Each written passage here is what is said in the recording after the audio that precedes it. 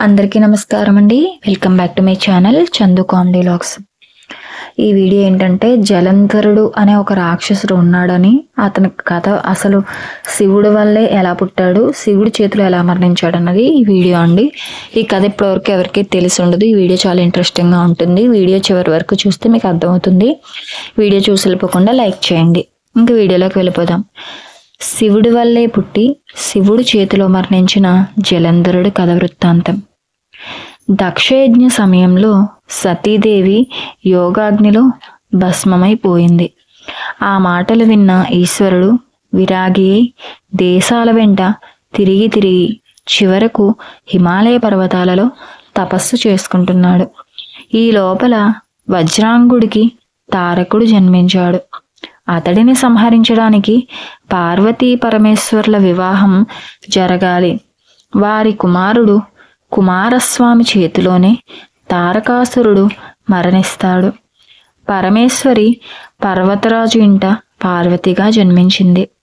ఆమె శివుడిని తప్ప ఇంక ఎవ్వరినీ వివాహమాడను అని ఖచ్చితంగా చెప్పేసింది. శివుడు విరాగి అయి తపోదీక్షలో ఉన్నాడు. విరాగి అయిన శంకరుణ్ణి మనస్సు మార్చేందుకు మన్మధుడు ప్రయత్నించాడు.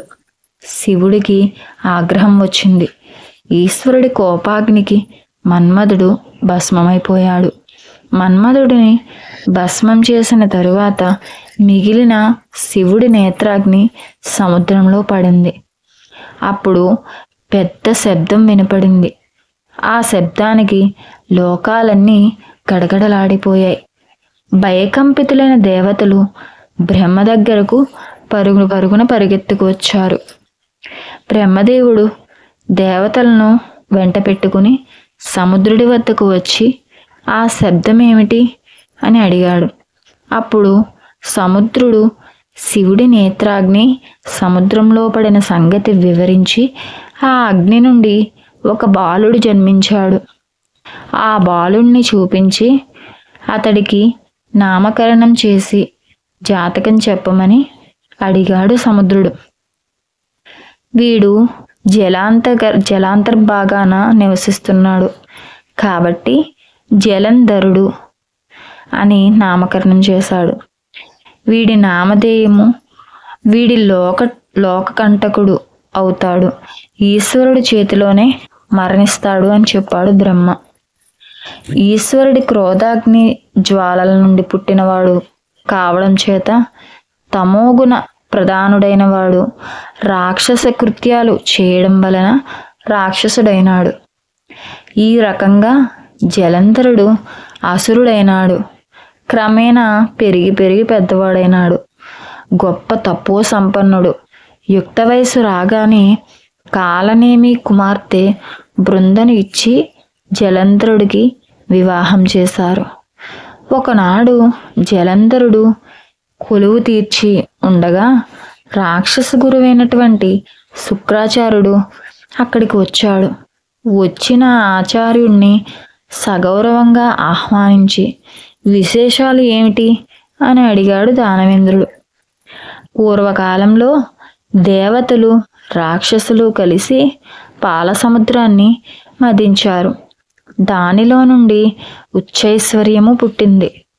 దానిని దేవతలు తీసుకున్నారు. ఐరావతం పుట్టింది. దానిని దేవతలే తీసుకున్నారు. కామధేనువు కల్పవృక్షము పుట్టాయి. వాటిని కూడా దేవతలే తీసుకున్నారు. చివరకు అమృతం పుట్టింది. దానిని కూడా దేవతలే ఆరగించారు. అమృతం తాగిన రాహును చంపేశారు. అలా ఆనాడు జరిగింది. హిరణ్యకశ్యప హిరణ్యాక్షులను ఇంకెందరో దానవ శ్రేష్ఠులను సంహరించారు. పోనీ ఇప్పుడు వైకుంఠాన్ని శ్రీహరి ఆక్రమించి ఉన్నాడు. కైలాసంలో ఈశ్వరుడు ఉన్నాడు. దేవేంద్రుడేమో స్వర్గాన్ని పాలిస్తున్నాడు. ఈ రకంగా దేవతలందరూ సర్వ సౌఖ్యాలు అనుభవిస్తూ మనల్ని అడవులలోకి నెట్టివేశారు. బలపరాక్రమములు కలిగిన దానవేంద్రుడు నువ్వు రాజుగా ఉండగా కూడా ఈ అన్యాయం ఇలా కొనసాగవలసిందేనా అని అన్నాడు శుక్రాచార్యుడు. జలంధరుణ్ణి రక్తం వేడెక్కింది. వెంటనే మస్మరుడు అనే రాక్షసుని పిలిచి ఇంద్రుడి దగ్గరకు దూతగా వెళ్ళి రమ్మన్నాడు. దేవేంద్ర, ఇంతకాలం నువ్వు స్వర్గసుఖాలు అనుభవించావు.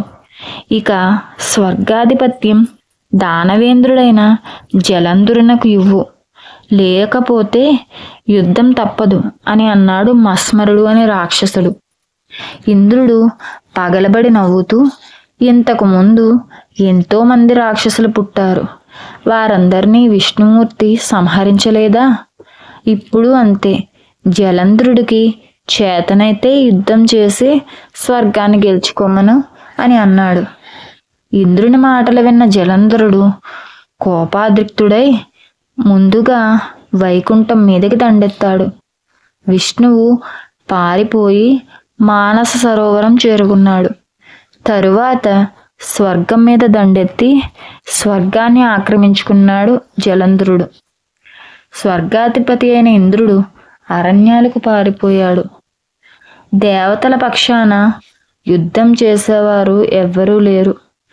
ఏం చేయాలో అర్థం కాలేదు. దేవతలకు ఇంతలో నారద మహర్షి వారి దగ్గరకు వచ్చాడు. మహర్షితో తమ బాధలు మొరపెట్టుకున్నారు దేవతలు. నారద మునీంద్ర, జలంధరుడి బాధలు పడలేకుండా ఉన్నాం. అతడితో యుద్ధం చేసేవారు కూడా ఎవ్వరూ లేరు. ఏం చేయాలో మాకు పాలుపోవడం లేదు. నువ్వే మాకు దారి చూపించు అని వేడుకున్నారు. అప్పుడు నారదుడు దేవతలతో, జలంధరుడు గొప్ప భక్తుడు, వేదాంగ విదుడు, బ్రహ్మవరప్రసాది. ఈ కారణం చేత అతడిని యుద్ధంలో గెలవడం చాలా కష్టం. పైగా అతడి భార్య బృంద పరమేశ్వరి భక్తురాలు. మీరంతా పరమేశ్వరుణ్ణి ఆరాధించండి, నాకు చేతనైనది నేను చేస్తాను అని చెప్పి అక్కడి నుండి బయలుదేరాడు. నారదుడు అలా లోక సంచారం చేస్తూ జలంధరుడి ఆస్థానానికి వచ్చింది. నారద మహర్షిని ఉచిత రీతిన గౌరవించి, లోకాలలో విశేషాలు ఏమిటి అన్నాడు. దానికి నారదుడు, రాక్షసరాజా, నీ పాలనలో దేశం సుభిక్షంగా ఉంది. సకాలంలో ఎండలు కురుస్తున్నాయి, వానలు పడుతున్నాయి.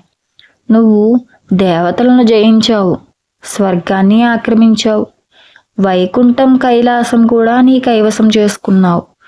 కానీ చిన్న లోపం కనిపిస్తున్నది అన్నాడు నారద మహర్షి. అంతవరకు తన గురించిన పొగడ్తలు ఆనందంగా విన్న జలంధరుడు ఆ లోపం ఏమిటో తెలుసుకోవాలనే ఆతృతతో, ఏమిటి మునీంద్ర, ఏమిటా లోపం అని అడిగాడు.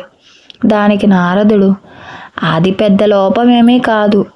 అందాల రాశి, లోకోత్తర సౌందర్య అపరంజి బొమ్మ, ఆమె మాత్రం నీ దగ్గర లేకుండా వేరొకరి దగ్గర ఉన్నది అన్నాడు నారద మహర్షి.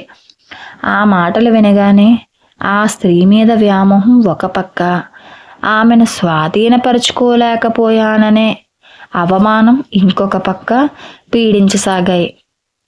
ఇక ఉండబట్టలేక ఆ సౌందర్య రాశి ఎక్కడ ఉంది అని నారద మహర్షిని అడిగాడు. దానవేంద్ర, ఆమె ప్రస్తుతం పరమేశ్వరుడి భార్యగా ఉన్నది.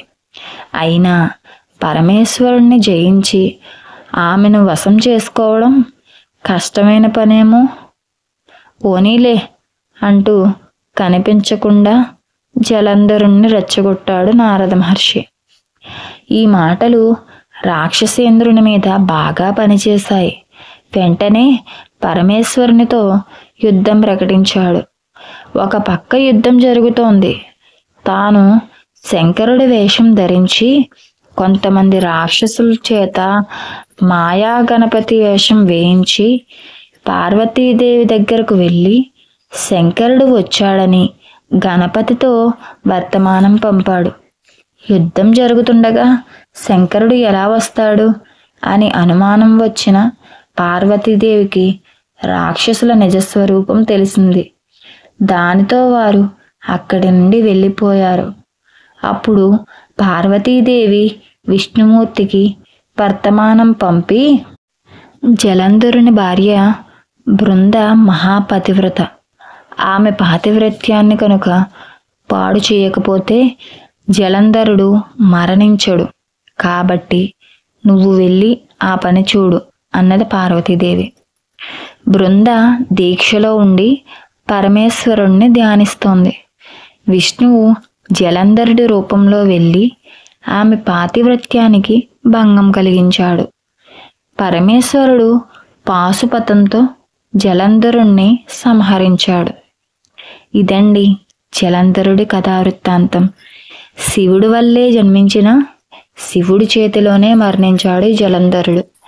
కానీ జలంధరుడు శివుడి వల్ల జన్మించాడని, అతను ఒక రాక్షస జాతికి చెందినవాడని, సముద్ర గర్భంలోనే ఉంటాడని ఈ కథ వృత్తాంతం ఇప్పటి వరకు ఎవరికి తెలిసి ఉండదు కదా. ఈ వీడియో మీ అందరికీ నచ్చుతుంది అనుకుంటున్నాను. వీడియో నచ్చితే ఒక లైక్ చేయండి. ఇప్పటి వరకు మన ఛానల్ ఇంకా ఎవరైనా సబ్స్క్రైబ్ చేసుకోకపోతే చందు కామెడీ వ్లాగ్స్ అనే ఛానల్ సబ్స్క్రైబ్ చేసుకోండి. వీడియో అయితే మొదటి నుంచి చివరి వరకు చూడండి, చాలా ఇంట్రెస్టింగ్గా ఉంటుంది. మీరు సపోర్ట్ చేస్తే ఇలాంటి మంచి మంచి వీడియోస్ అన్నీ మీ దగ్గరకు తీసుకొస్తాను. నా ఛానల్ సబ్స్క్రైబ్ చేసుకోండి, అలానే పక్కనే బెల్ ఐకాన్ కూడా క్లిక్ చేయండి. Thanks for watching.